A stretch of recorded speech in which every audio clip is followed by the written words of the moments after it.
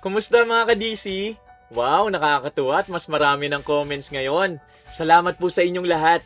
At muli, sa mga silent listeners po natin, paramdam naman kayo. Kahit pusuan nyo lang po ako sa comment section. Salamat po. Muli, narito po ang inyong lingkod na si Kuya Louie para handugan kayo ng magagandang kwentong kulam at barang na may kasamang aral sa buhay. Tapusin nyo po pala ang kwento natin para marinig nyo mga shoutout at trivia na rin tungkol sa akin bilang professional voice actor at narrator nyo. Palambing naman po na paki-like, comment, share at subscribe sa channel natin Malaking tulong kasi yan para mapalago pa ito. Sa nagdaang story natin, si Aoki ng Ippo Makunochi ang sinampol ko. Ngayon, isa na namang anime character ang isasample ko sa inyo. Eto siya. Toriko, mag-iingat ka sa lason yan at baka ikamatay mo yan. Siya ang primary strategist at poison specialist ng grupo nila sa anime. Kilala nyo ba siya? Aabangan ko ang sagot nyo sa comment section Bago natin simulan ang kwento, may mga kwentong kulam at barang ba kayo? Pwede nyong i-share sa amin sa comment section at kung ayos sa inyo, ibabahagi natin ang kwento nyo dito mismo sa channel natin. Ngayon, wag na natin patagalin. Simulan na natin ang kwento. Nelma, hanggang kailan mo ba balak ipagpatuloy ang mga ginagawa mo? Halos gabi-gabi na kitang pinagsasabihan pero parang wala ka talagang balak makinig. Hindi na ako mapalagay sa tuwing naiisip ko mga taong naluloko mo eh. Pinaghirapan nila ang pera nila, tapos ganun lang kadali para sa'yo nalukuhin sila? Ayan ka na naman, Romy. Kakauwi pa lang natin, galing palengke, sermon na agad ang bungad mo. Wala ka na bang ibang alam sabihin? Kung hindi mo kayang tulungan akong kumita, manahimik ka na lang. Hindi mo naman alam kung gaano kahirap maghanap ng pera ngayon. Hindi ko sinasabing madali ang buhay. Ang sinasabi ko, mali ang paraan mo. Araw-araw kita nakikitang gumagamit ng peking pera, nanloloko ng customer, tapos ngayon pati paluwagan mo ginagamit mo na? Hindi ka ba talaga nakukonsensya para sa mga taong nagtitiwala sa'yo? Konsensya? May naitulong ba ang konsensya sa mga taong may hirap? Kapag ba naging mabait ako, may magbibigay sa atin ng pagkain? Ikaw kasi puro awa sa ibang tao. Ako, inuuna ko ang pamilya natin. Hindi pamilyang inuuna mo, Nelma. Sarili mo lang ang iniisip mo. Kung pamilya talagang iniisip mo, hindi mo ilalagay sa ganitong klaseng panganib ang pamilya natin. Kahihiyan natin to. Katatapos lamang umuwi ng mag-asawa mula sa kanilang pwesto sa palengke. Habang inililigpit ni Romy ang natitirang yelo at mga gamit na dala nila, walang tigil naman si Nelma sa pagbibilang ng perang kinita nila sa buong araw. Hindi na bago ang ganitong eksena sa kanilang bahay. Sa tuwing umuuwi sila, nauuwi sa pagtatalo ang usapan dahil hindi na matiis ni Romy ang mga panlulokong ginagawa ng kanyang asawa. Subalit sa tuwing susubukan niya itong pigilan, siya pa ang napapagalitan. Tingnan mo nga ito, ang laki ng kinita natin ngayon. Kung susundin kong gusto mo na maging sobrang tapat sa lahat ng tao, baka hanggang ngayon ni 1,000 wala tayong may uuwi. Pero hindi lahat ng perang hawak mo malinis. Sa tuwing binibilang mo mga yan, naiisip ko mga taong umiiyak dahil sa ginawa mo. Hindi mo ba naaalalang may matandang bumalik kanina dahil peke ang perang naisukli mo? Ay nako, kasalanan ko ba kung hindi niya agad napansin? Isa pa, wala naman siyang napatunayan. Umalis din siyang walang nagawa. Hindi dahil wala siyang napatunayan, ibig sabihin, tama na ang ginawa mo. Baka isang araw may dumating na hindi lang makikipagtalo sa'yo. Baka mapahamak pa tayo. Napakaduwag mo talaga. Kaya hindi kayo mayaman kasi puro takot ang nasa isip mo. Napabuntong hininga si Romy. Kilalang kilala niya ang ugali ng asawa. Kapag nagsimula na itong magtaas ng boses, wala nang saysayang makipagtalo pa. Maraming beses na siyang napahiya dahil sa pagsigaw ni Nelma. Kaya madalas, pinipili na lamang niyang manahimik. Hindi dahil sang-ayon siya sa ginagawa nito, kundi dahil alam niyang wala rin siyang mapapala. Tumayo si Nelma at nagtungo sa kusina. Isa-isa niyang tiningnan ang lumang mga gamit. Nakakahiya na ang kusina natin. Tingnan mo nga ang kalan, halos bumigay na. Halos lahat ng gamit dito luma na. Kailangan ko nang bumili ng bago. Gusto ko rin naman yun, pero mag-ipon muna tayo. Unti-unti natin bilhin kapag may sobra na talaga tayong pera. Mag-iipon? Ang bagal ng gusto mo mangyari. Ayokong maghintay ng ilang buwan bago makabili. Saan ka kukuha ng pambili? Alam mo namang wala na tayo natitirang ipon eh. Sus, meron yan. Tiwala ka lang sa akin. Teka, ano na naman bang binabalak mo? May hawak naman akong pera. Yung pera ng paluwagan. Nawala ang kulay ng mukha ni Romy. Hindi niya inakalang yun ang sasabihin ng asawa. Alam niyang malaki na ang perang naipon ng mga kasali sa paluwagan at ilang araw na lamang ay nakatakda na itong ibigay sa susunod na makakatanggap. Nelma, huwag mo sabihin na balak mong galawin ang perang yun. Hindi balak. Gagalawin ko talaga. Hindi pwede. Hindi sa atin ang perang yun. Pinag-ipunan yun ng mga tao, may umaasa ron. Ibabalik ko rin naman kapag nakabawi tayo sa benta. Hindi naman mawawala eh. Pero paano kung dumating ang araw ng bigayan? Anong sasabihin mo sa may-ari ng pera? Simple lang. Sasabihin kong na-misplace ko muna ang pera. Hahanapin muna. Kapag kumita ulit tayo, edi saka ako ibibigay. Naririnig mo ba ang sarili mo?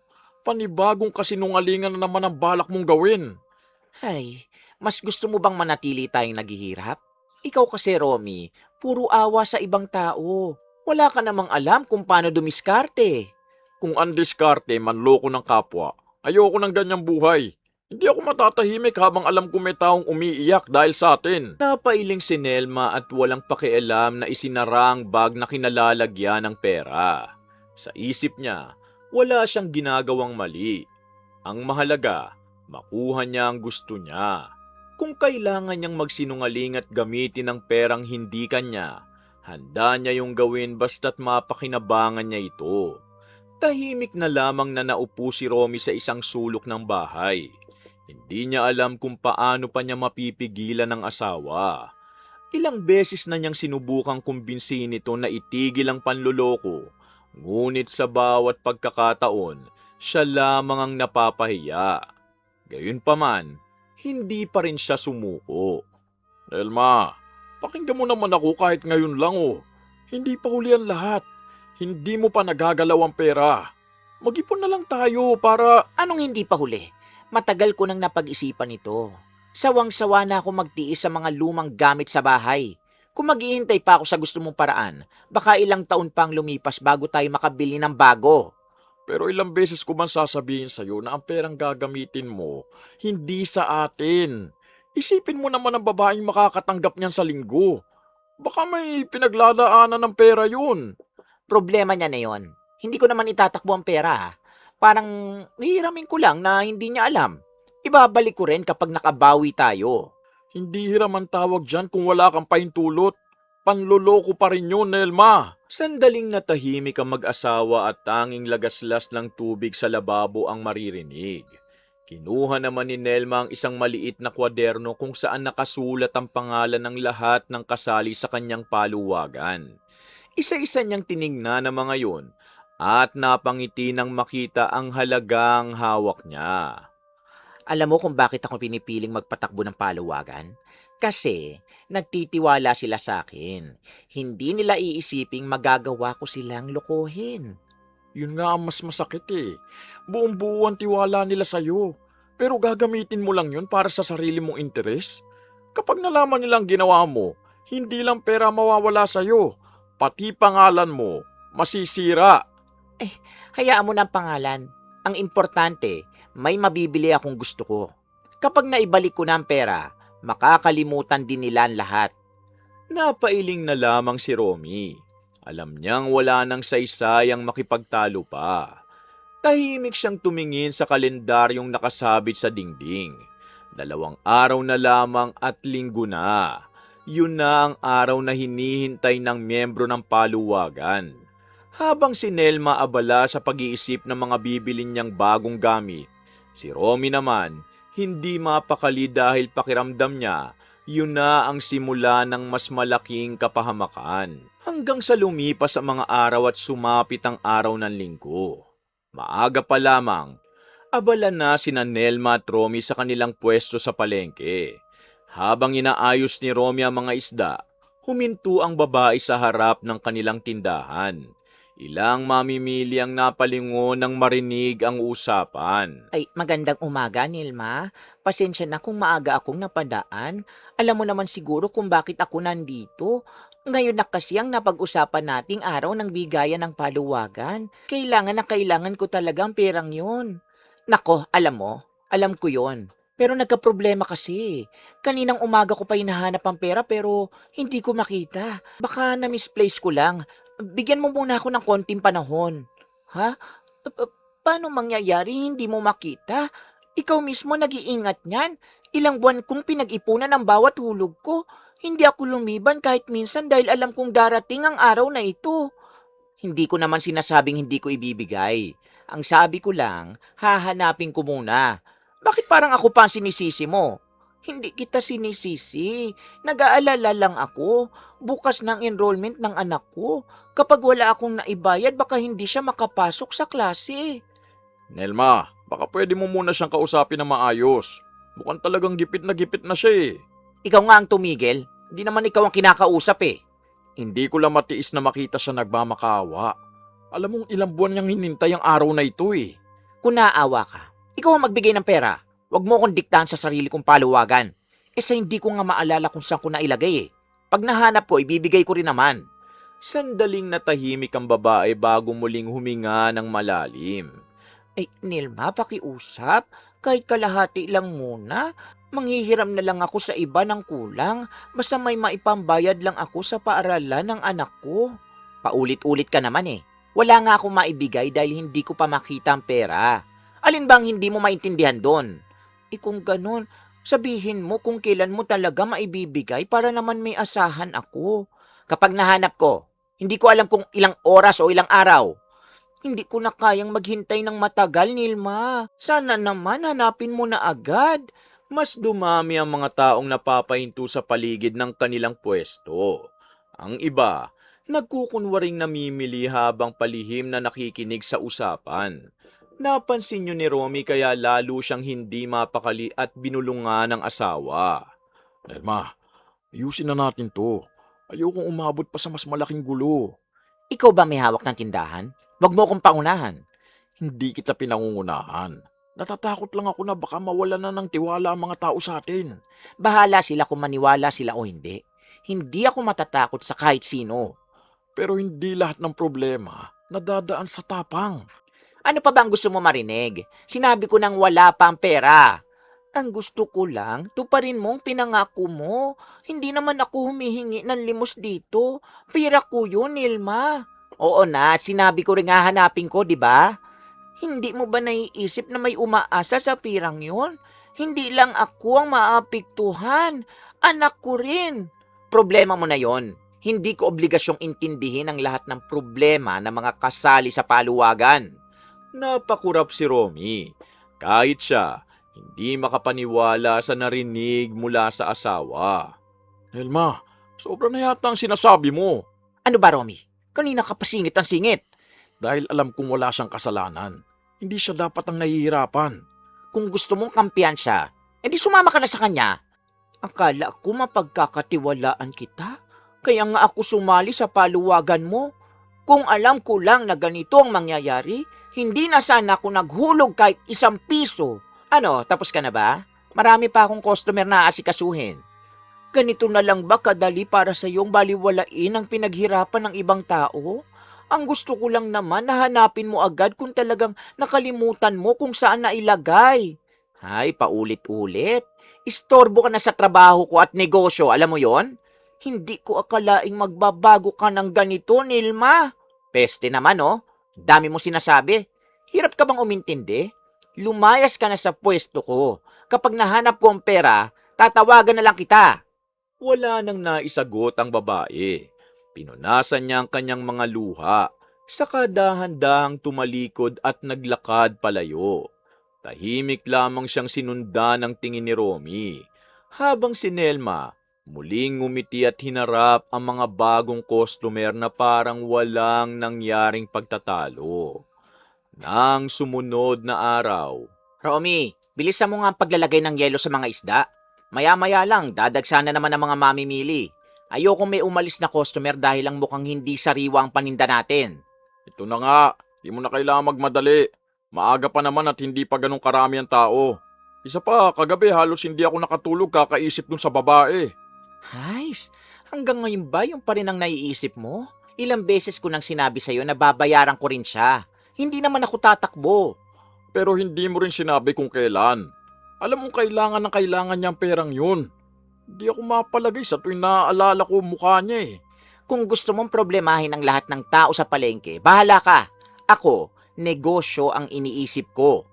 Tahimik na ipinagpatuloy ni Romy ang pag-aayos ng mga paninda. Ilang sandali pa, biglang tumunog ang cellphone ni Nelma. Nang makita niyang pangalan sa screen, agad siyang napangiti bago lumayo ng konti sa pwesto. Hello? Nelma, si Minerva to.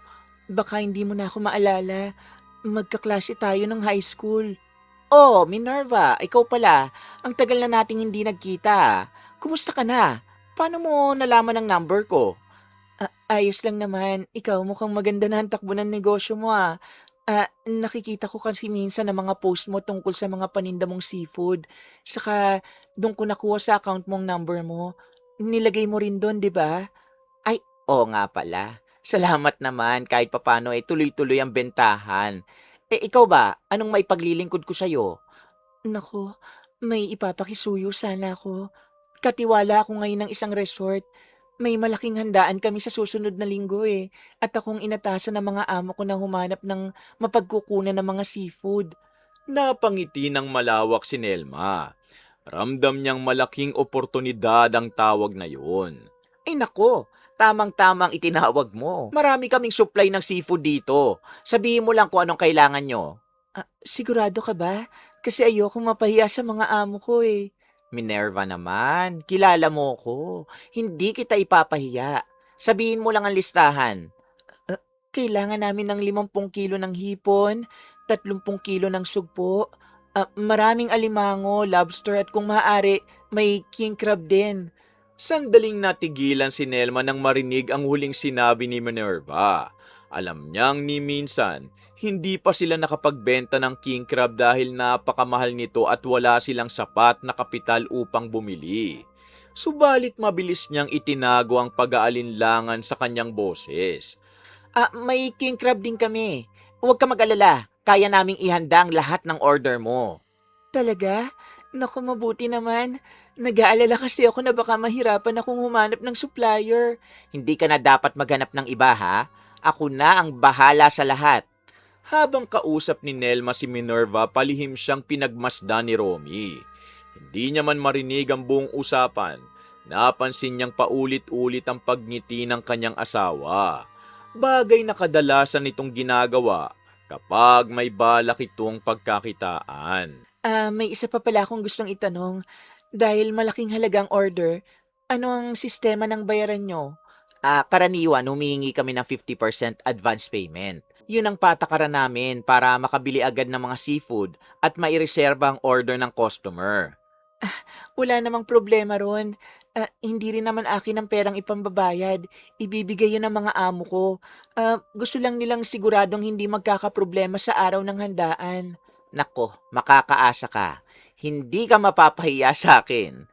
O sige, kapag naipadala na sa akin ang pera, isasend ko agad sa'yo. Sabihin mo lang kung saan ko ipapadala ha.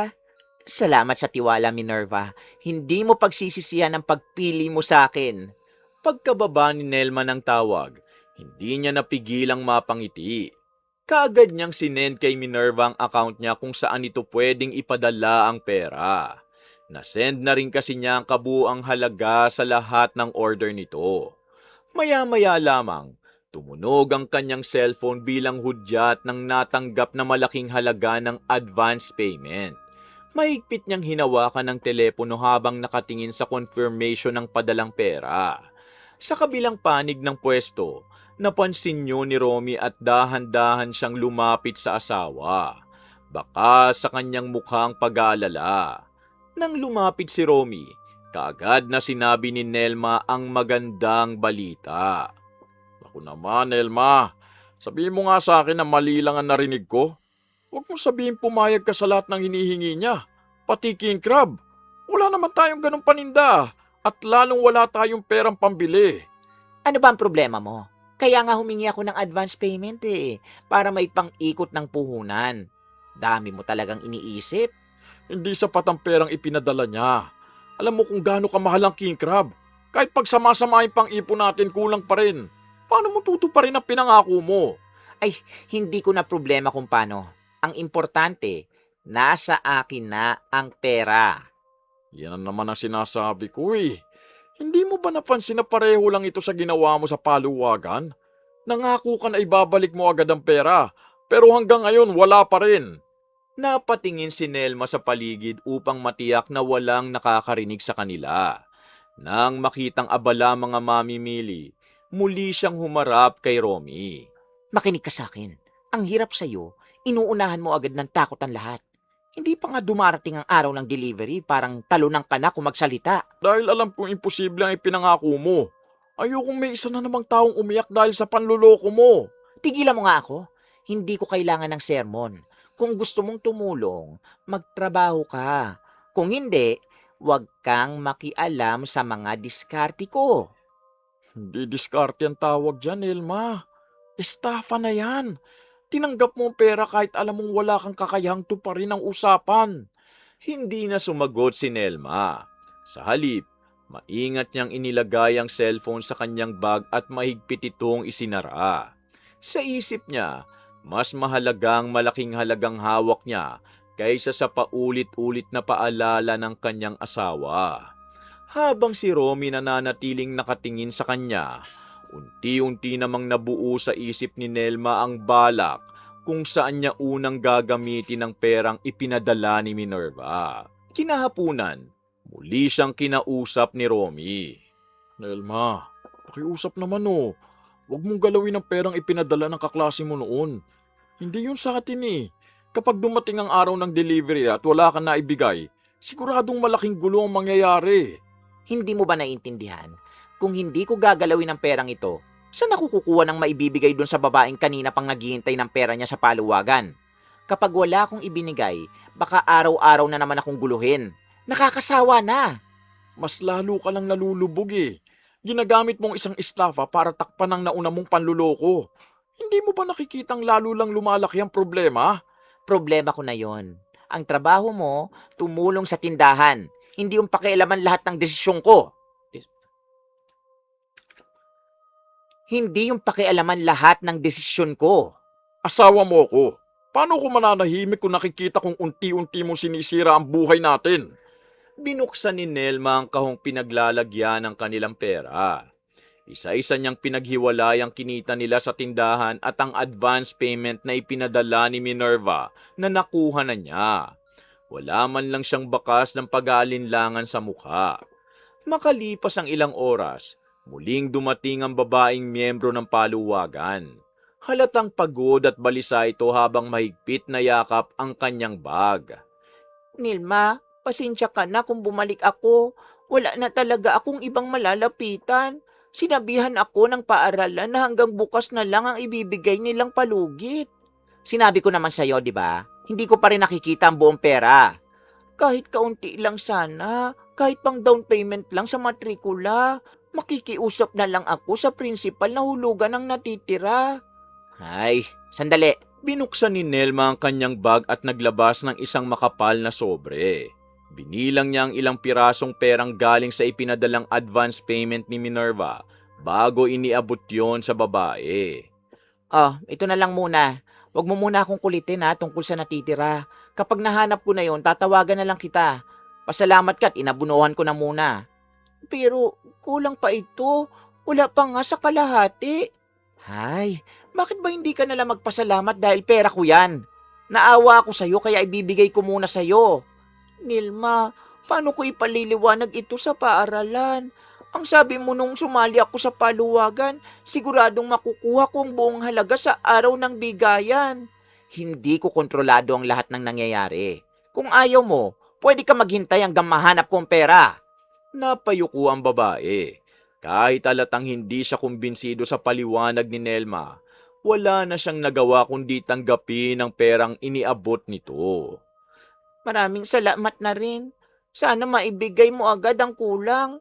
Kailangan talaga namin. Oo na. Tatawagan na lang kita. Tahimik na umalis ang babae habang mahigpit na hawak ang sobrang kulang ang laman. Sinundan lamang siya ng tingin ni Romy bago muling humarap sa asawa. Huy, hindi mo ba naisip na baka mas lalo siyang umasa? Ang akala niya maibibigay mo pa natitira. E di ibibigay ko kapag may pera na. At saan ka kukuha nun? Wala pa nga tayong nabibiling seafood para sa order ng kaklase mo. Ang dami mong tanong. Hindi pa nga dumarating ang araw ng delivery, iniisip mo na agad ang mangyayari? Dahil alam kong walang himalang darating. Hindi kusang lilitaw ang king crab na ipinangako mo. Tumigil ka na nga, Romy. Kapag masyado kang maraming iniisip, ikaw ang unang tatanda. Mas gugustuhin ko ng tumanda na maaga kesa mabuhay sa panloloko. Hindi na pinansin ni Nelma ang sinabi ng asawa. Inilagay niya ang natitirang pera sa loob ng kanyang bag at ngumiti habang pinagmamasda ng mga customer na papalapit. Sa isip niya, sapat na ang naibigay niyang dahilan sa babaeng miyembro ng paluwagan. Wala rin siyang balak isipin muna ang tungkol sa order ni Minerva. Ang mahalaga sa kanya, nasa kanyang mga kamay na ang malaking halagang matagal na niyang gustong makuha. Tahimik na itinago ni Nelma ang kanyang bag sa ilalim ng mesa. Habang inaayos niya ang mga isda, napansin niyang hindi pa rin inaalis ni Romy ang tingin sa kanya. Hindi na ito nagsasalita ngunit halatang may gusto pa itong sabihin. Oh, ano na naman? Kanina ka pa nakatingin sa akin Huwag mo sabihing manenermong ka na naman. Hindi na. Alam kong wala rin naman mangyayari kahit magsalita pa ako. Buti naman, natuto ka na. May tatanong lang sana ako. Oh, ano naman yon? Kapag dumating ng araw ng delivery, ano talaga ang balak mo? Madali na yun. Tatawag ako kay Minerva. Sasabihin kong nagka-problema ang supplier kaya maaantala ng kaunti ang delivery. Naniniwala ka bang papayag na lang sila sa ganun dahilan? Resort ang naghihintay ng order, Nelma. Hindi isang pamilya lang ang pakakainin nila. Kapag nagalit sila, hihingi ako ng 1 o 2 araw. Marami namang dahilan ang pwedeng sabihin. At kung hindi sila pumayag, saka may event nga sila kaya kailangan na yung seafoods. Tapos hihingi ka pa ng 1 o 2 araw? Hay, bahala na kapag dumating na tayo ron. Sa ngayon, wag na muna nating isipin. Napailing na lamang si Romy. Hindi niya maintindihan kung paano nagagawang umiti ng kanyang asawa sa gitna ng napakalaking problemang unti-unti nitong binubuo. Makalipas ang ilang sandali, may dumating na delivery van sa tapat ng palengke. Agad na bumaba ang ilang pahinante upang magbaba ng sariwang seafood para sa ibang tindero. Napatingin doon si Nelma habang tila may malalim na iniisip. Romy, bantayan mo muna tong pwesto. O bakit? Saan ka pupunta? Iikot lang ko sandali. May titingnan lang akong presyo ng mga seafood. Baka may paraan pa para mapababa ang gastos. Hindi na lamang sumagot si Romy. Tahimik niyang pinanood ang asawa habang naglalakad papunta sa mga bagong dating na paninda. Hindi niya alam kung may nabubuo na bang plano si Nelma o naghahanap lamang ito ng panibagong paraan upang takasan ang responsibilidad. Ngunit isang bagay ang sigurado niya. Habang patuloy na ipinagpapaliban ni Nelma ang pagtupad sa mga ipinangako nito, lalo ring lumalaki ang problemang naghihintay sa kanila. Nang sumunod na mga araw, Nelma, ngayong araw ang usapan yun ni Minerva, di ba? Di ka ba kinakabahan? Maaga pa lang pero ilang beses nang tumutunog ang cellphone mo. Hayaan mo siyang tumawag. Hindi naman mawawala ang problema kung sasagutin ko ngayon. Pero mas lalong lalaki ang problema kapag hindi mo siya kinausap. Sigurado ko naghihintay ng mga tao ron sa resort. Ano ba ang gusto mong sabihin ko sa kanila? Na wala akong may deliver? Mas mabuti nang hindi muna ako sumagot kaysa marinig niya yon. Pero hindi habang buhay may maidadahilan ka. Darating at darating ang oras na kailangan mong humarap sa kanya. maaga pa lamang bukas na ang pwesto ni Nelma sa palengke. Abala siyang nag-aayos ng mga isda habang sunod-sunod namang pumapasok ang mga mamimili. Maya't maya, umiilaw ang screen ng kanyang cellphone.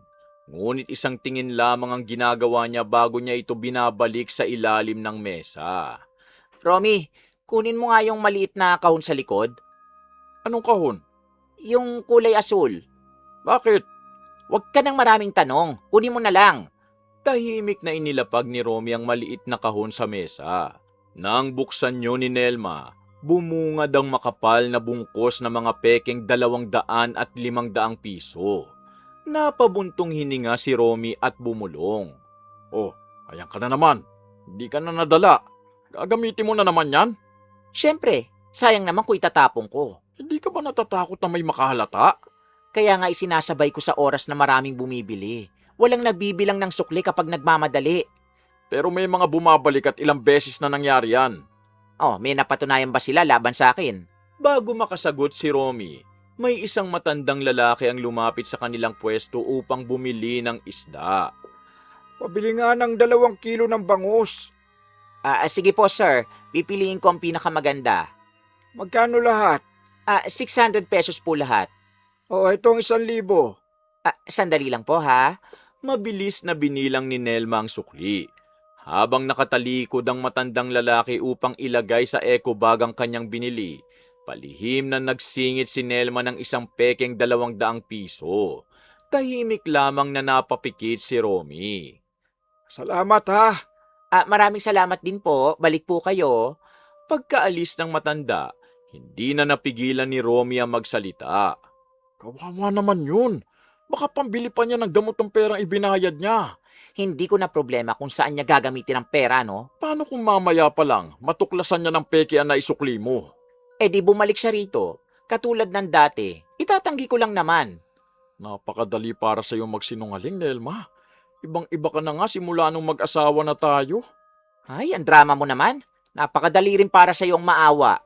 Muling tumunog ang cellphone ni Nelma.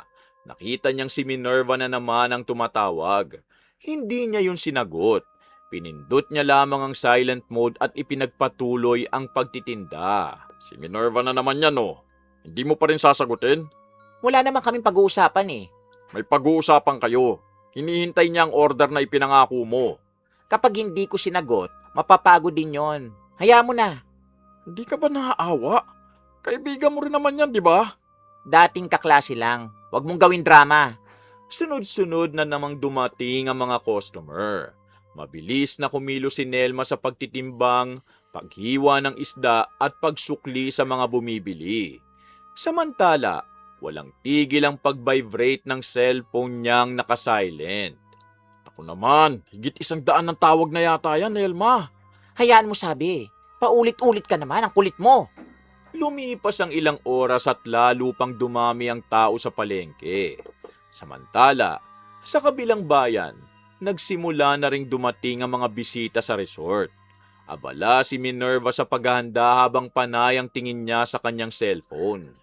Umaasang anumang sandali, tatawag si Nelma upang sabihing paparating na ang mga seafood. Subalit na natiling walang sagot ang bawat tawag na kanyang ginagawa.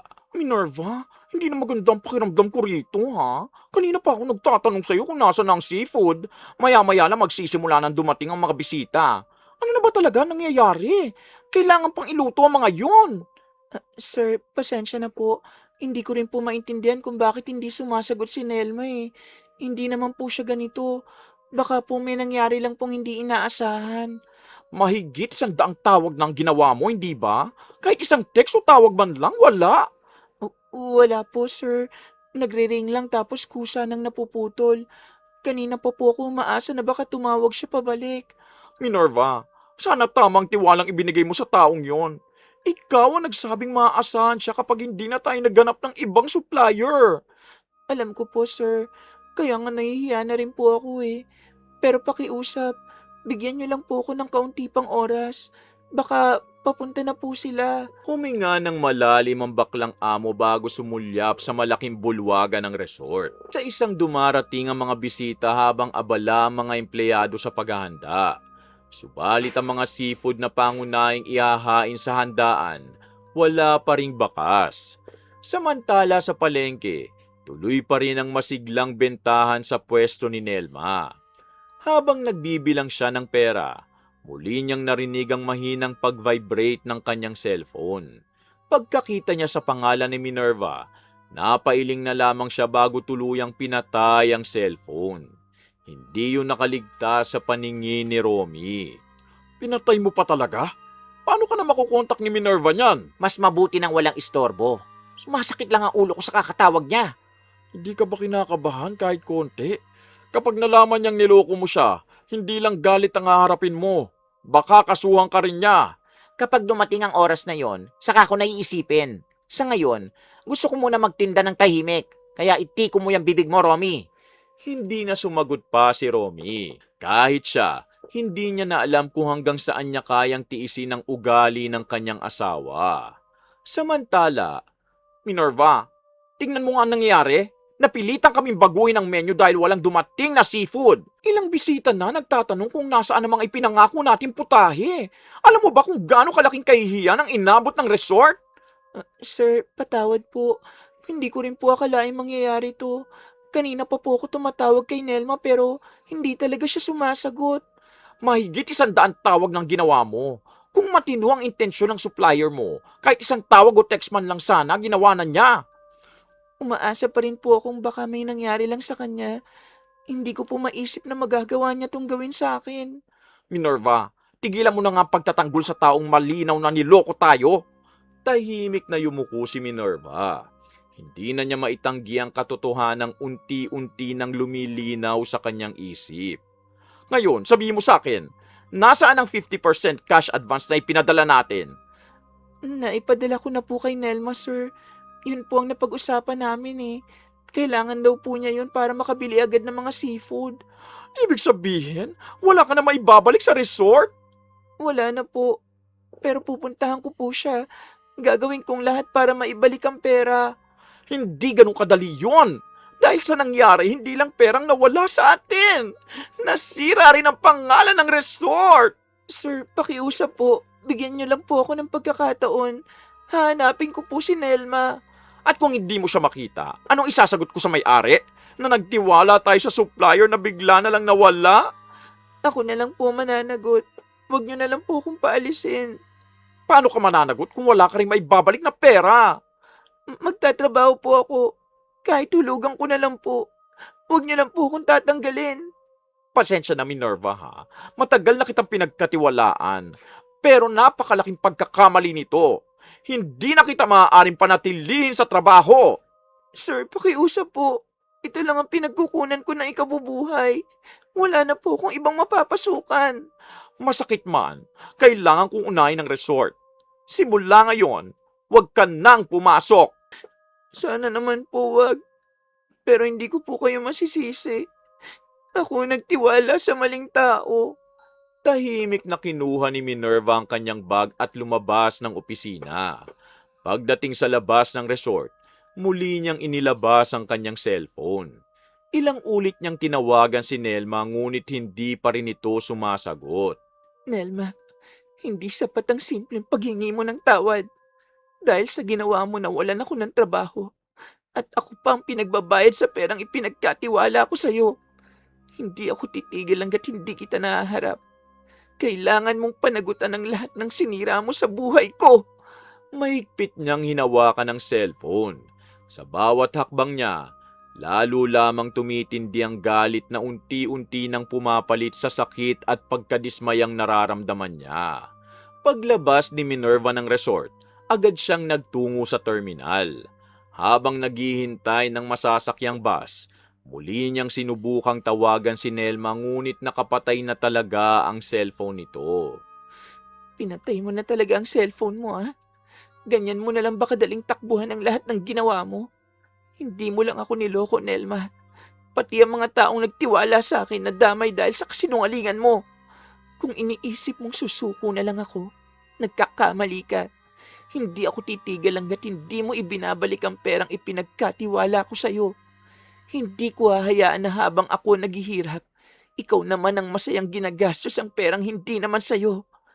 Bukas, maghaharap din tayo. Ilang sandali pa, dumating ang bus at agad na sumakay si Minerva at naupo sa tabi ng bintana. Hindi na niya muling sinubukang tawagan si Nelma.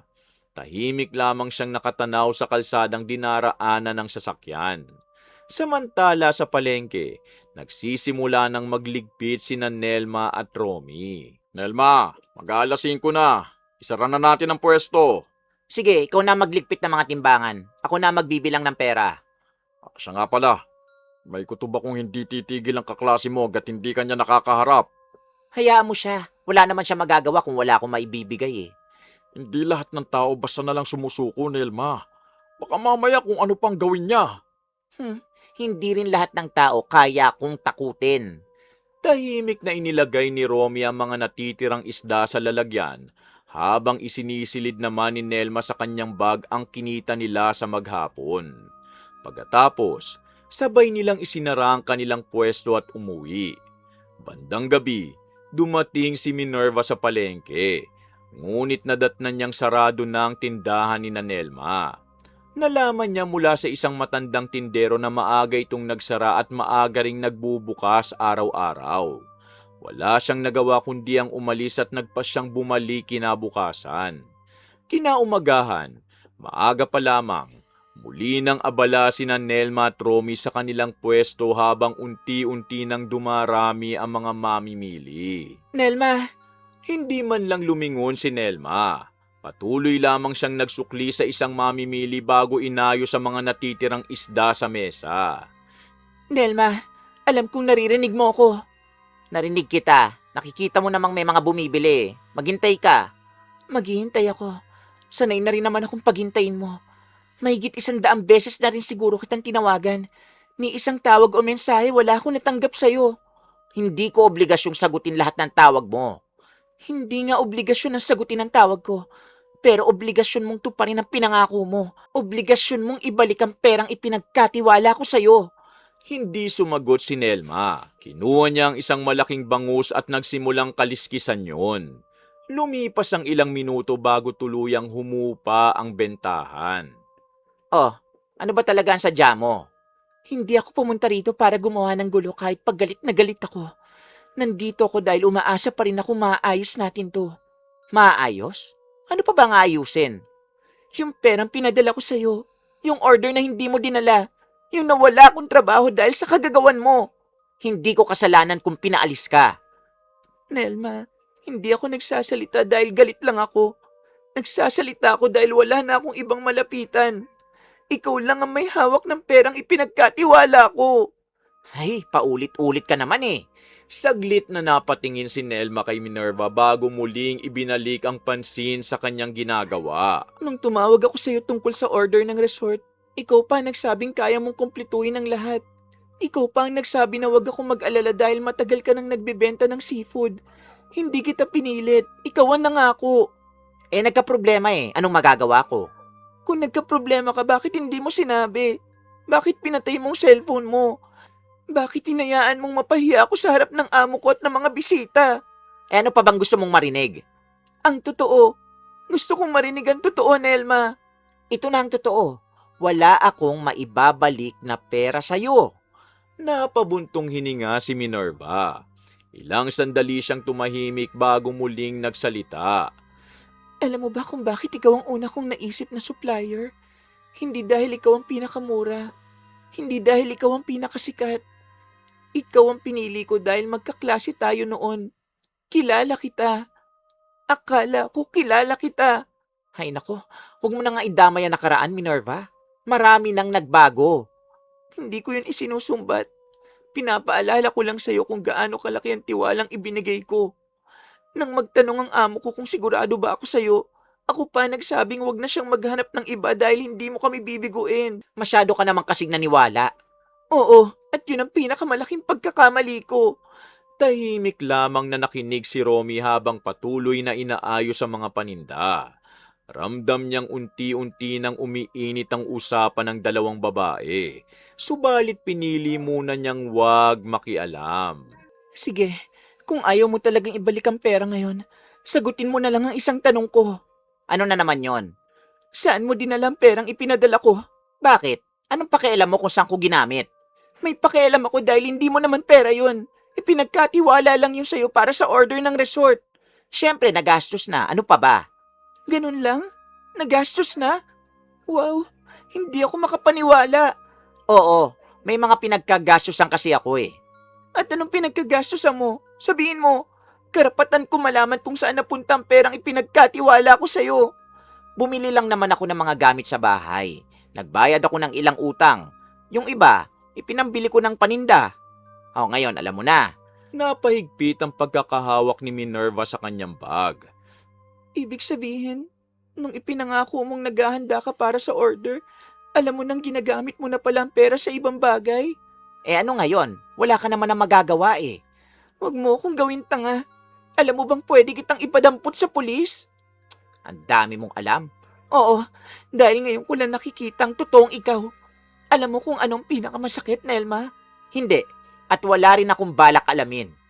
Hindi yung pagkawala ng trabaho ko. Makakahanap pa ako ng ibang mapapasukan. Ang pinakamasakit, ginamit mong tiwalang ibinigay ko sa'yo. Alam mong hindi ko perang ipinadala ko. Alam mong may taong umaasa sa order na yon. Pero mas inuna mong sarili mong interes. Ano? Tapos ka na ba? Hindi pa. Bilisan mo na. May aasikasuhin pa ako. Hindi ka ba talaga nakukonsensya? Kahit isang gabi lang ba, hindi ka man lang nahihirapang matulog pagkatapos ng ginawa mo? Mas mahihirapan akong matulog kung bawat problemang hindi ko naman kayang ayusin. Iisipin ko pa. Hindi mo kayang ayusin? O ayaw mo lang ayusin? Pareho. Sandaling natahimik si Minerva. Hindi siya makapaniwalang ganong kadaling lumabas sa bibig ni Nelma ang mga salitang yon. Talagang napakakapal ng mukha. Kung ganon, malinaw na pala ang lahat. Oo, kaya tigilan mo ng pangungulit sa akin. Hindi mo na lang sana ako pinaasa. Hindi mo na lang sana tinanggap ang order kung alam mong wala ka namang balak to pa rin. Business yon. May nananalo, may natatalo. Hindi ito negosyo, Nelma. Panluloko ang ginawa mo. Ops, mag-ingat ka sa mga sinasabi mo, ha? Bakit? Natatakot ka bang marinig ng mga taong katotohanan? Huwag mong subukan ang pasensya ko. At huwag mo ring subukang maliitin ang lahat ng nawala sa akin. Unti-unti nang napapalingon ang ilang mamimili sa kanilang dalawa. Ramdam na ang bigat ng tensyon sa harap ng pwesto ni Nelma.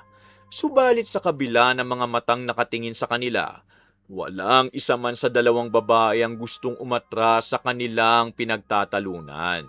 Kung wala ka ng ibang sasabihin, umalis ka na. Huwag mong hinaharangan ng mga customer ko. Hindi ako aalis hanggat wala kang maibabalik na kahit piso. Hindi ako pwedeng umuwi na parang wala lang nangyari. Problema mo na yon. Hindi, Nelma. Problema mo rin yun dahil ikaw ang gumawa nito. Ano bang gusto mo? Pilitin ko maglabas ng perang wala na?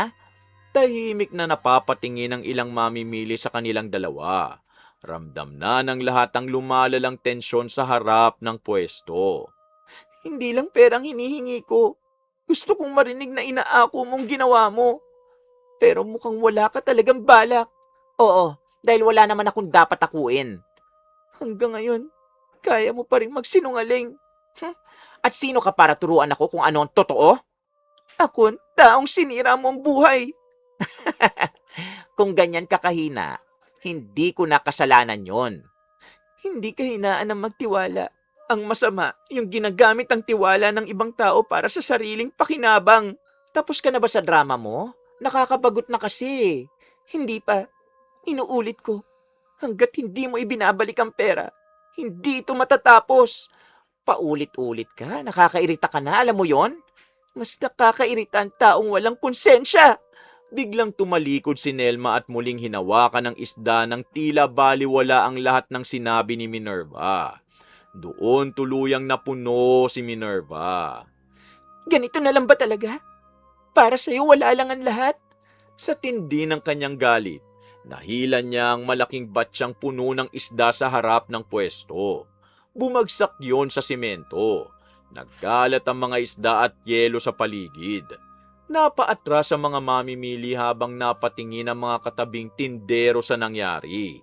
Anong ginawa mo? Yan ang pakiramdam ng mawalan ng pinaghirapan. Dahil sa'yo nawalan ako ng trabaho. Dahil sa'yo ako ngayon ang pinagbabayad sa perang hindi ko naman ginastos. Wala kang karapatang sirain ang paninda ko. At wala ka rin karapatang sirain ang buhay ko. Biglang dinampot ni Nelma ang isang malaking panghiwa ng isda sa ibabaw ng mesa. Hindi ka na marunong lumugar, ha? Mabilis siyang lumabas ng kanyang pwesto habang hawak ang matalim na kutsilyo. Ano? Papatayin mo na rin ba ako para tuluyan mong takasan ang kasalanan mo? Hindi kita papatayin, pero tuturuan kitang rumispeto. Akmang susugod si Nelma ngunit agad na humarang si Romy. Nelma, tama na! Umalis ka sa harapan ko, Romy! Hindi, ibaba mo ang kutsilyo! Bitiwan mo ako! Hindi ka ganyan! Huwag mong dagdagan ang kasalanan mo! Pilit siyang pinipigilan ni Romy habang nagpupumigla si Nelma sa matinding galit. Samantala, dahan-dahang umatras si Minerva. Hindi na siya nagsalita agad. Ilang sandali niyang tinitigan si Nelma na patuloy na nagpupumiglas habang mahigpit na hawak si Romy. Ngayon ko lang nakita kung gaano kalayo ang narating ng kasakiman mo.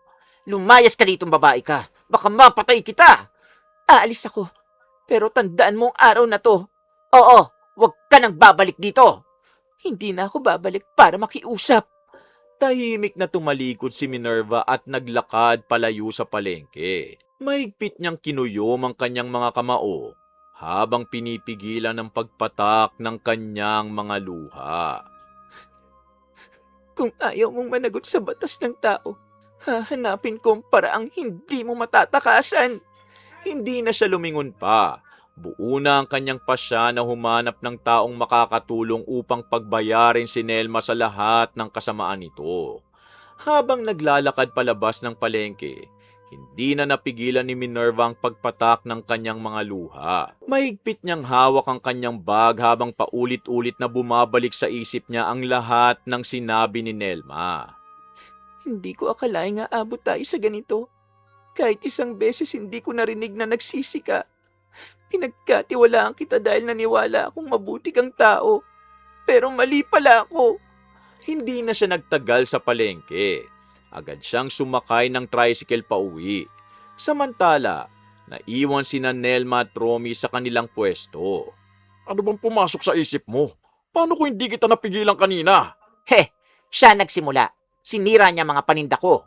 Pero hindi mo dapat siya hinabol ng kutsilyo. Dapat lang sa kanya yon. Kung hindi niya hinilambat siya ako, wala sanang nangyari. Hanggang ngayon, iba pa rin ang sinisisi mo. Dahil wala naman akong dapat pagsisihan. Napailing na lamang si Romy at hindi na siya nagsalita pa. Tahimik niyang pinulot ang mga isdang nahulog sa simento habang si Nelma naman patuloy na nagbubunga nga sa galit. Samantalang kinagabihan, tahimik na nakaupo si Minerva sa labas ng inuupahan niyang bahay. Hindi niya halos magalaw ang pagkaing nasa harapan niya. Maya-maya, may isang matandang babae na kapitbahay ang lumapit sa kanya. Napansin itong magmula pa nung umuwi si Minerva, hindi na ito tumitigil sa pag-iyak. May sinabi ang matanda na matagal na niyang naririnig tungkol sa isang kilalang albularyo na marunong ding gumawa ng kulam para sa mga taong labis na inagrabyado. Tahimik na nakinig si Minerva.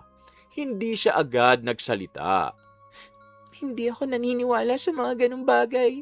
Ipinagpatuloy ng matanda ang kanyang paliwanag sa pamamagitan ng ilang payo bago ito tuluyang umalis. Naiwan si Minerva na mag-isang nag-iisip. Buong buhay ko, wala akong ginawang masama sa kanya. Hindi ko siya pinaiya. Hindi ko siya inaway. Nakikiusap lang ako kanina pero ako pang muntik niyang saksakin. Kapag hinayaan ko lang siyang makaligtas, baka may iba na naman siyang lokohin. Tumayo siya at dahan-dahang pumasok sa loob ng bahay. Kinuha niya ang kanyang cellphone at tinignan ang mga lumang litrato nila ni Nelma noong magkaklase pa sila. Isa-isa niya yung binura. Simula ngayon, wala na akong kaibigang ang pangalan ni Nelma. Ayoko mang gawin ito.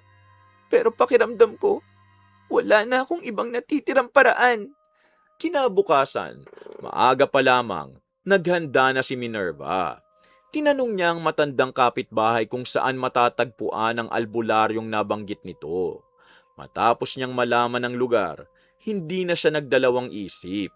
Mahigpit niyang hinawakan ng kanyang bag bago tuluyang umalis ng bahay. Buo ang pasya na puntahan ng matandang albularyo at humingi ng tulong upang mapanagot si Nelma sa kasalanang ginawa nito. Romy, pakibilisan mo nga dyan. Kanina pa naghihintay yung alis sa 2 kilo ng bangus. Kapag mabagal ka, lilipat na naman yan sa kabilang pwesto. Ito na, medyo mabigat lang kasi tong kahon eh. Araw-araw ka na nagbubuhat ng isda pero parang hanggang ngayon, daig ka pa ng bagong salta sa bilis. Hindi naman sa mabagal ako. Siya nga pala, napansin ko lang na parang nahihirapan kang humawak ng kutsilyo. Kanina mo pa binabago ang hawak mo ah. Maliit na sugat lang ito. Kagabi, natusok ako ng matulis na palikpik habang naghihiwa ako ng maya-maya. Huwag mo nang palakihin. Lumipas ang ilang araw matapos ang komprontasyon nila ni Minerva. Tuloy pa rin ang pagtitinda ni na Nelma at Romy na tila walang nangyari. Subalit sa tuwing hawak si Nelma ng kutsilyo o magbubuhat ng timbangan, sumasakit ang maliit na sugat sa kaliwa niyang kamay. Ang kulit talaga nitong sugat na to. Dati-rati kinabukasan lang naghihilom na mga sugat ko eh. Baka kailangan mo nang lagyan ng gamot. Hindi magandang laging basa ang kamay mo sa dugo ng isda. Mamaya na, kapag nagsara na tayo. Sayang ang benta kung titigil ako ngayon. Hindi naman mawawala ang mga customer kung magpapahinga ka kahit 10 minuto. Ikaw talaga? Konting gasgas lang eh. Kung makapag-alala ka, akala mo naputulan na ako ng kamay. Napangiti si Romy ngunit hindi na siya nagsalita pa. Kinahapunan, habang naguhugas ng kamay si Nelma, napahinto siya. Hindi niya napansin nung umaga ngunit tila mas lumaki ang sugat kaysa kahapon. Ang dating manipis na hiwa, naging bilog na namumula at bahagyang nangingitim sa gilid at tahimik niya yung tinitigan. Romy, lumapit ka nga rito. O bakit? May kulang ba sa paninda? Hindi. Tingnan mo nga itong sugat ko. Lumapit si Romy at marahang hinawakan ng kaliwa niyang kamay. Hindi ba parang lumaki? Parang oo. Kahapon mas maliit pa yata yan eh. Yun din ang napansin ko. Akala ko ako lang. Mas mabuti sigurong bumili tayo ng gamot mamaya. Bibili na lang ako ng antibiotic cream. Siguradong na-infeksyon lang. Huwag mo nang patagalin yan ha. Sus, hindi naman siguro seryoso. Baka ilang araw lang mawawala rin to. Kinabukasan, mas maaga silang nagbukas ng pwesto. Habang hinihiwa ni Nelma ang isang malaking tuna, napangiwi siya sa sakit. Napabitaw pa siya sandali sa hawak na kutsilyo. Aray! Oh, ano nangyari? Bigla na lang kumirot ang sugat ko eh. Itigil mo muna yan, ako nang tatapos. Hindi pwede. Kapag nakita ng mga customer na ikaw lahat ang gumagawa, iisipin nila may sakit ako. Eh mukhang may sakit ka nga eh. Namumutla ka oh. Pagdating ng tanghali, nagsimula ng maasiwa si Nelma.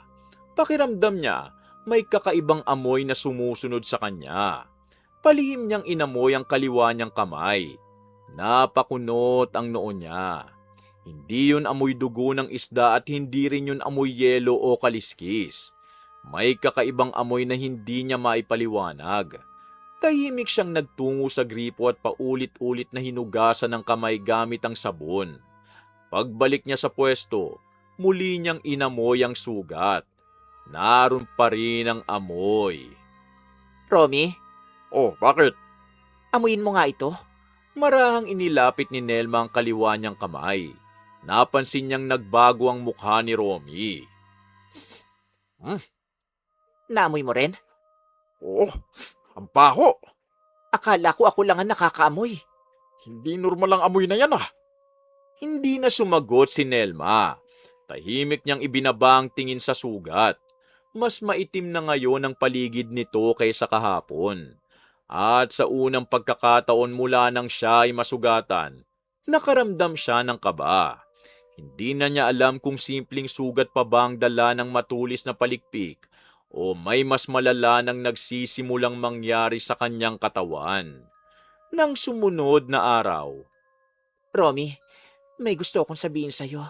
Kanino ko pa ito gustong ikwento pero baka sabihin mo na naman na nag-overreact lang ako eh. Habang naguhugas ako ng kamay, parang may gumagalaw sa loob ng sugat.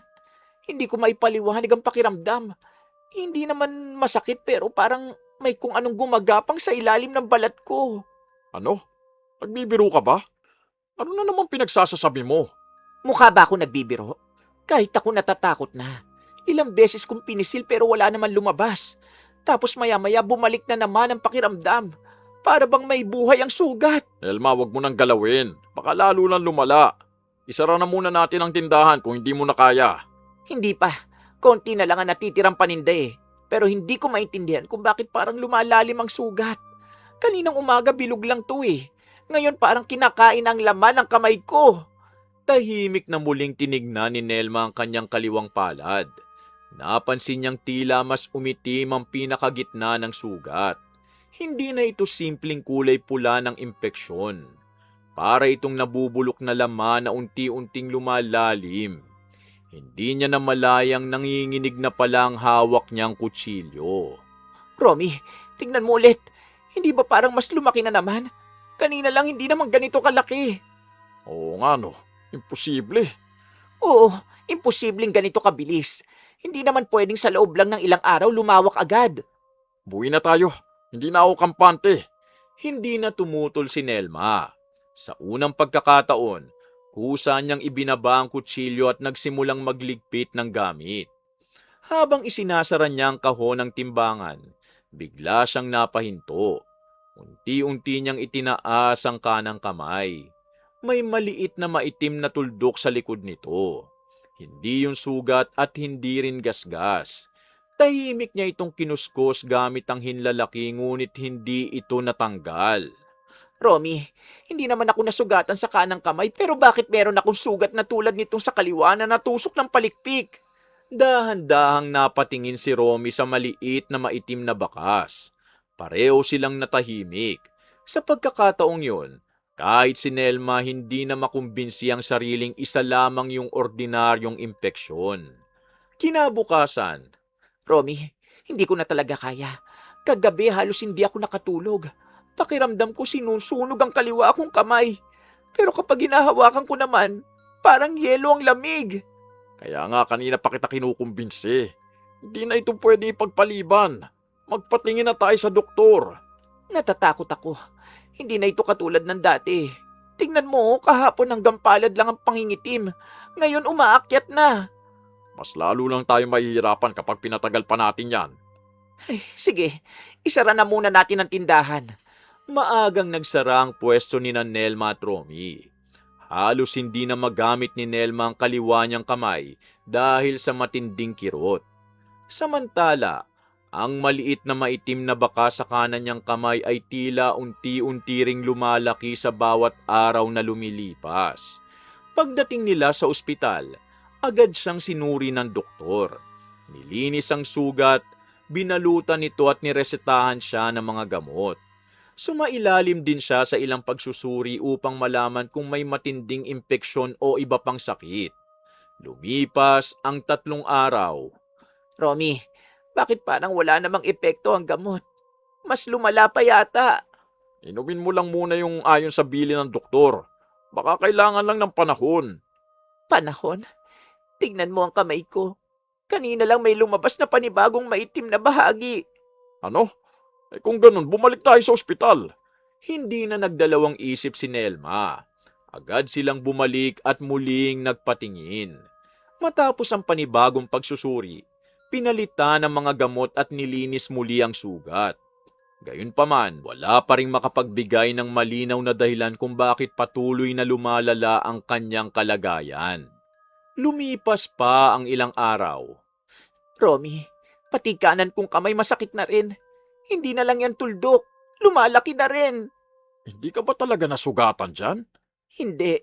Kaya nga natatakot ako. Parang ginagaya niyang nangyayari sa kaliwa. Ilang balik na ba sa doktor ang ginawa natin? 2 beses na nilang pinalitan ng gamot. Lahat naman ang ipinapagawa nila sinusunod ko. Pero bakit pakiramdam ko mas lalo lang akong lumalala? Tahimik na napaupo si Nelma. Hindi na siya makatingin ng diretso sa dalawa niyang kamay. Kinabukasan, muli silang bumalik sa ospital. Muling sinuri ng doktor ang magkabilang kamay ni Nelma. Nagdagdag na naman ito ng panibagong gamot at pinayuhan siyang ipagpatuloy ang paglilinis ng sugat. Subalit kahit matapos ang panibagong gamutan, hindi pa rin huminto ang pag-itim ng laman sa kanyang mga kamay. Unti-unti ring kumalat sa palengke ang balita tungkol sa kanyang kakaibang karamdaman. May mga mamimiling na paatras nang mapansin ang mabahong amoy na nagmumula sa kanyang mga sugat. Ang iba naman, lumilipat na lamang sa ibang tindahan. Sa unang pagkakataon, halos walang bumibili sa pwesto ni Nelma. Romy, bakit parang iniiwasan na nila ako? Huwag mo na munang isipin ang tindahan. Ang isipin mo, nangyayari dyan sa kamay mo. Paano ko hindi iisipin? Ito lang ay kinabubuhay natin. Kapag tuluyan akong hindi nakapagtinda, ano na ang mangyayari sa atin? Mas mahalaga ngayon na malaman natin kung ano talaga ang sakit mo. Pero paano kung wala talagang gamot? Hindi agad nakasagot si Romy. Ilang sandali siyang nakatitig sa dalawang kamay ng asawa bago dahan-dahang huminga. Nelma, may naiisip akong isang tao. Hindi ko alam kung maniniwala ka. Pero sa tingin ko, wala na tayong ibang dapat subukan. Anong ibig mo sabihin? May matandang albularyo sa kabilang baryo. Kung hindi na maipaliwanag ng mga doktor ang nangyayari sa'yo, baka siyang makatulong. Ngunit tumutol si Nelma. Mas gusto niyang bumalik sa ospital at baka sakaling sa pagkakataong yon, magkaroon na ng kasagutan ngunit bigo pa rin sila. Tahimik na lamang na umuwi sina Nelma at Romy mula sa ospital. Habang nasa tricycle, hindi maalis ang tingin ni Nelma sa kanyang dalawang kamay. Ang kaliwa, halos hindi na niya maigalaw. Habang ang kanang kamay unti-unti nang nagkakaroon ng kaparehong maitim na sugat. Romy, natatakot na talaga ako. Kahit anong isipin ko, hindi ko maintindihan kung bakit pati kanang kamay ko nadadamay. Huwag ka muna mawala ng pag-asa. Baka may iba pang test na kailangan. Ilang beses na tayong pabalik-balik sa ospital. Kung ordinaryong impeksyon lang ito, dapat kanina pa gumaan ng pakiramdam ko. Pero kabaliktaran na nangyayari. Araw-araw ako mas lalong nahihirapan.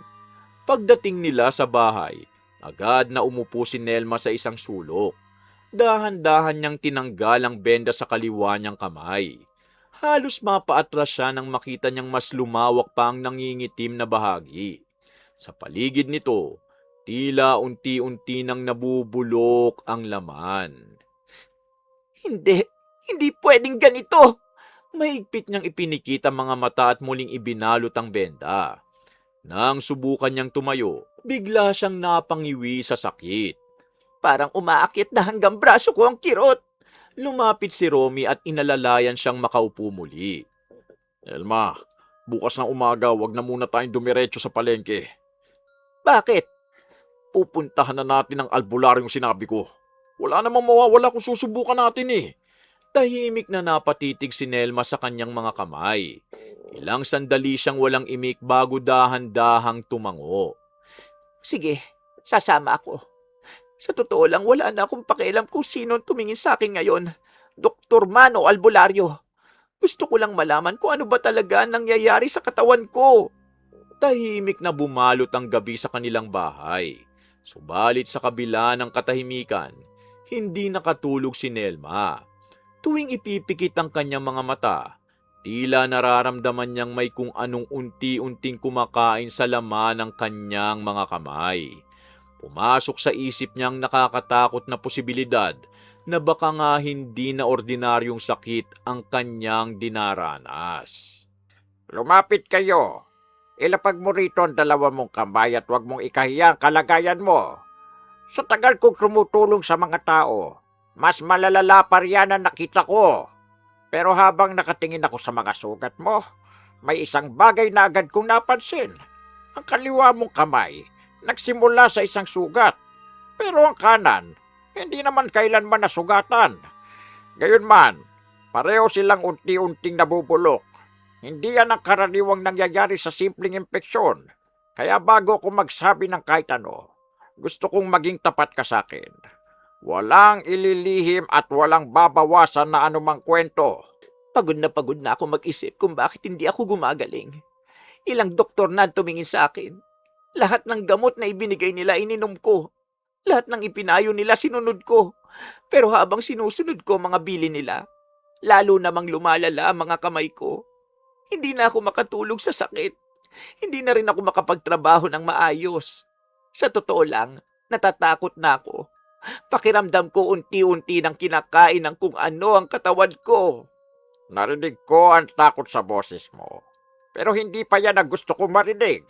Ang gusto kong malaman kung paano ka umabot sa ganitong kalagayan. Minsan ang pinagmumula ng sumpa hindi ang sugat mismo, kundi ang dahilan kung bakit ito kumapit. Kaya isipin mo mabuti. May tao ka bang nasaktan dahil sa ginawa mo? May tao bang nawala ng kabuhayan, ng pamilya o ng kinabukasan dahil sa isang maling desisyong ginawa mo? Tahimik na yumuko si Nelma. Hindi agad siya nakasagot. Mahigpit niyang pinisilang laylayan ng kanyang damit bago dahan-dahang humarap muli sa matanda. Hindi ako perpektong tao, Mang Pido. Marami ako nakaaway sa palengke. Marami ring nagalit sa akin. May mga tao nagsasabing madaya ako magtinda pero hindi ko yung pinapansin. Ang akala ko noon normal lang yun sa negosyo. Pero kung ang tinatanong nyo kung may taong talagang napahamak dahil sa akin, meron. Isang tao lang ang paulit-ulit na pumapasok sa isip ko. Huwag mong itago ang pangalan. Hindi kita hinuhusgahan. Gusto ko lang malaman ang katotohanan. Si Minerva. Dati kaming magkaklase. Siya ang lumapit sa akin dahil kailangan ng resort na pinagtatrabahuhan niya ng malaking order ng seafood. Tinanggap ko ang order kahit alam kong wala akong sapat na puhunan. Nanghingi ako ng malaking cash advance at pinadala naman niya agad dahil nagtitiwala siya sa akin. Pero imbis na gamitin ko yun para sa order, nagastos ko ang pera sa iba kong pangangailangan. Nung araw ng delivery, hindi ko na siya sinagot. Hinayaan ko siyang maghintay kahit alam kong wala nang darating na mga seafood. Tahimik na napapikit si Mang Pido. Ilang sandali siyang hindi nagsalita na para bang pinoproseso ang bawat salitang narinig niya. Hindi lang pera ang kinuha mo sa babaeng yon. Ang mas mabigat mong kinuha ay ang tiwalang ibinigay niya sa iyo. Ang totoong naniniwala ng buong puso ang siya ring pinakamahirap magpatawad kapag niloko. Sabihin mo sa akin, ano nangyari sa kanya pagkatapos noon? Nawalan siya ng trabaho. Siya ang pinagbabayad ng cash advance na ipinadala niya sa akin. Sinubukan niya akong kausapin. Pinuntahan pa niya ako sa palengke pero hindi ko siya pinakinggan. Nag-away pa kami sa harap ng mga tao. Galit na galit siya sa akin. Galit din ako sa kanya. Umabot pa sa puntong kinuha ko ang panghiwa ng isda at muntik ko siyang habulin. Mabigat na napabuntong hininga si Mang Pido bago marahang binitiwa ng mga kamay ni Nelma. Hindi ko na kailangan magsagawa pa ng mas malalim na pagsusuri. Malinaw na sa akin ang dahilan kung bakit hindi gumagaling ang mga sugat mo. Hindi ito sakit na dala ng maraming tubig o maruming kutsilyo. Hindi rin ito karaniwang impeksyon. Ang dinadala mo, isang sumpang ipinatawag ng taong lubos mong inargabyado. Nelma, ang kalaban mo ngayon, hindi ang sugat mo. Kulam ang kumakapit sa katawan mo. Kulam? Hindi maaari, Mang Pido. Baka nagkakamali lang kayo. Kahit ano pong sabihin nyo, tatanggapin ko pero wag naman sanang kulam. Pakiusap, sabihin nyo sa akin na may gamot pa ito. Sabihin nyo na kaya pa itong pagalingin. Kung simpleng sakit lang ang kaharap mo, may papayo pa sana ako. Ngunit ang sugat na nasa katawan mo, hindi nagsimula sa karamdaman. Nagsimula ito sa matinding hinanakit ng taong labis mong sinaktan. Hindi ko sasabing wala ka ng pag-asa, pero hindi na ako makapagpapasya kung matatapos pa ang sumpang yan. Kung si Minerva nagpagawa nito, hahanapin ko siya. Luluhod ako sa harap niya kung kinakailangan. Isasauli ko lahat. Hihingi ako ng tawad kahit anong ipagawa niya sa akin gagawin ko. Gusto ko lang mabuhay ng normal. Kung gano'n na nasa puso mo, huwag ka nang magsayang ng oras. Hanapin mo siya habang may lakas ka pa. Dahil habang lumilipas ang panahon, lalo lamang kakapit ang sumpa sa katawan mo. Tahimik na tumango si Nelma. Nanginginig ang buo niyang katawan habang pilit na pinipigilan ang pagpatak ng kanyang mga luha. Paglabas nila sa bahay ni Mang Pido, agad niyang inilabas ang kanyang cellphone. Romy, subukan nating tawagan si Minerva. Baka sakaling sumagot na siya. Sunod-sunod niyang pinindot ang pangalan ni Minerva sa kanyang listahan ng mga kontak. Minsan 2 beses, 3 beses ngunit wala pa ring sumasagot. Minerva, pakiusap. Sagutin mo naman ako. Kahit murahin mo ako, kahit isigaw mo lahat ng galit mo sa akin, tatanggapin ko. Huwag mo lang akong pabayaan ng ganito. Muli siyang tumawag, ngunit nanatiling walang sagot sa kabilang linya. Agad silang nagtungo sa dating inuupahan ni Minerva. Pagdating nila ron, sinabi ng may-ari ng bahay na ilang araw na itong umalis at wala nang nakakaalam kung saan ito lumipat. Parang gumuho ang mundo ni Nelma. Unti-unti siyang napaluhod sa gilid ng kalsada habang mahigpit na nakakapit sa braso ni Romy. Romy, kasalanan ko ito. Kasalanan ko ang lahat. Kung hindi ako naging sakim, kung hindi ako nagsinungaling, kung hindi ko inistapa ang perang hindi naman sa akin, hindi sana nawala ng trabaho si Minerva. Hindi sana umabot sa ganito. Nelma, Hayaan mo ko ilabas ang lahat. Buong buhay ko ang iniisip ko lang kung paano kumita. Kahit may masaktan, kahit may umiyak, wala akong pakialam basta akong may napapala. Akala ko matalino ko. Akala ko walang makakahuli sa akin. Pero ngayon ko naramdaman na lahat ng maling ginawa ko, bumabalik sa akin. mahigpit na hinawakan ni Romy ang balikat ng kanyang asawa. Hindi pa huli ang lahat. Patuloy pa nating hanapin si Minerva. Paano kung ayaw na niya akong makita? Paano kung huli na talaga? Natatakot ako, Romy. Araw-araw kong nararamdaman na parang may kumakain sa mga kamay ko. Baka dumating ang araw na wala na akong mahawakan. Hindi na ako makakapaghanap buhay. Hindi na kita matutulungan. Hindi na napigilan ni Nelma ang kanyang sarili. Umagulgul siya sa dibdib ni Romy habang paulit-ulit na inuusal ang pangalan ni Minerva. Umaasang maririnig siya nito kahit alam niyang napakalayo na marahil ng babaeng kanyang niloko. Lumipas ang mga linggo ngunit hindi na nila natagpuan si Minerva. Samantala, patuloy na lumala ang pagkabulok ng dalawang kamay ni Nelma hanggang sa wala nang magawa ang mga doktor, kundi putulin muna ang kanyang kaliwang kamay upang mailigtas ang kanyang buhay. Hindi rin nagtagal, kumalat ang pagkabulok sa kanan niyang kamay, kaya napilitan din silang putulin yun. Sa huling pagkakataon na nasilayan ni Nelma ang dalawang kamay na minsang ginamit niya sa panloloko sa kapwa, tahimik siyang napapikit at hinayaang tumulo ang kanyang mga luha. Batid niyang may mga pagkakamaling maaari pang itama. Subalit mayroon ding mga kasalanang ang kabayaran ay habang buhay na niyang dadalhin. Wakas! Muli, isang magandang kwento na naman ang natapos natin, mga ka-DC. Anong aral lang napulot nyo ngayon? Huwag niyong kalimutang mag-like, comment, share at subscribe para masuportahan yung channel natin. At bilang ganti, para mas exciting, i-comment nyo kung sino yung karakter ko na paborito nyo sa mga binosesan ko. Ito po sila sa mga anime. Sa mga K-drama naman po at Tagalized films naman, i-search nyo na lang ang pangalan ko para makapili kayo sa kanila. Lilinawin ko lang mga ka-DC, yung sample na pinaririnig ko sa inyo sa bawat karakter, yun mismo ang boses na ginamit ko nung pinalabas sila sa Tagalized version sa TV. Huwag nyo rin kalimutang i-comment kung ano masasabi nyo sa kwento natin ngayon, ha? Pag napili ko ang comment mo, isa-shoutout kita sa next story natin. Oh, shoutout na ulit tayo, ha? Shoutout kina Alvi Francisco na first commenter natin, Lara May Mandak, Emma Dagohoy, Hazel Fiesta, Crash Level. Sa susunod na upload ko, sasagutin ko po kung kaninong character ang ginamitan ko ng natural voice ko. Salamat po. Shoutout kina Naren Cortez, Dai Ben, Dede Burnis, Tess Showgate, Beth Sabay, San Mig Abalan, Kim Meredor at sa Animal Shelter Veterinary Clinic ng Pasig City, Gio Padlan, mahal ko rin po kayong lahat.